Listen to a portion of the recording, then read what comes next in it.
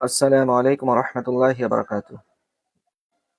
তো যারা পাঁচ ওয়াক্ত নামাজ পড়ি তাদেরকে আমাদের একটা খেয়াল রাখতে হবে যে আল্লাহ নবী সাল্লাল্লাহু আলাইহি সাল্লাম সালাম ফেরানোর আগে কিছু দোয়া পাঠ করেছেন এবং করতে বলেছেন।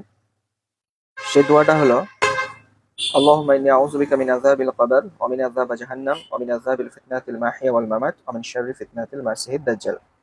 অর্থাৎ হে আল্লাহ, আপনি আমাকে কবরের আযাব থেকে রক্ষা করেন, জাহান্নামের আগুন থেকে রক্ষা করেন, দুনিয়ার ফিতনা এবং আখিরাতের ফিতনা থেকে অর্থাৎ পরীক্ষা থেকে রক্ষা করেন এবং দাজ্জালের ফিতনা থেকে রক্ষা করেন।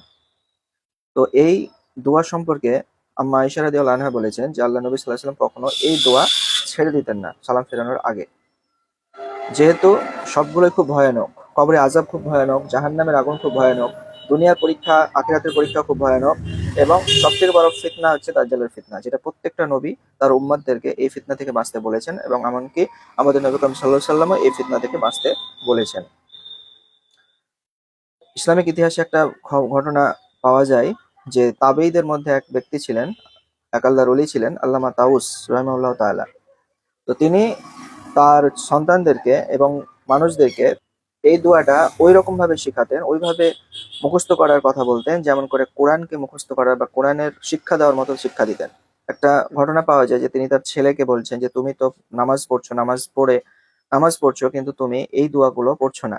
তিনি তার সন্তানকে এই দোয়াগুলো পড়ার জন্য তাকে মনোযোগী করেন।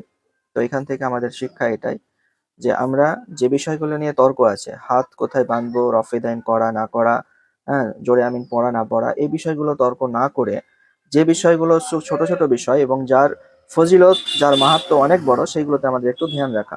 তার মধ্যে এটা একটা যে এই দোয়াগুলো যেন আমরা দোয়া মাসুরা পড়ার পরে যেন এই দোয়াগুলো আমরা পড়ি, তারপরে সালাম ফিরি। আল্লাহ আমাদেরকে কবুল করুক।